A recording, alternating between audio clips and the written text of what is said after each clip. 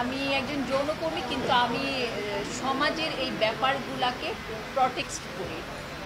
শেখ সেলিমের রক্ষিতা হয়ে ভয়ঙ্কর খেলায় মেতেছিল অভিনেত্রী নিপুণ। নায়িকা তকমা লাগিয়ে অনৈতিক সম্পর্ক গড়ে সম্পদের পাহাড় বানিয়েছেন তিনি। বিলাসবহুল গাড়ি, বিদেশ ভ্রমণ, মেয়েকে বিদেশে পড়াশোনা সবকিছুই আসতো শেখ সেলিমের হাত ধরে। তার বিনিময়ে রক্ষিতা হিসেবে ছিলেন নিপুণ। বিষয়টি এতদিন ফিল্ম ইন্ডাস্ট্রিতে ছিল ওপেন সিক্রেট।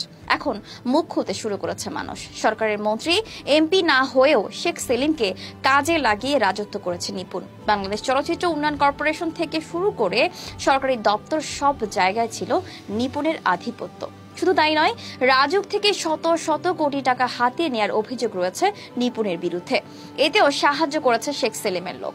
2016 সালে রাজধানীর অন্যতম অভিজাত এলাকা বনানীর কামাল আতাতুর্ক এভিনিউয়ে নিপুণ গড়ে তোলেন প্রসাধনী ও লাইফস্টাইল কেন্দ্রিক প্রতিষ্ঠান টিউলিপ নেইলস অ্যান্ড স্পা।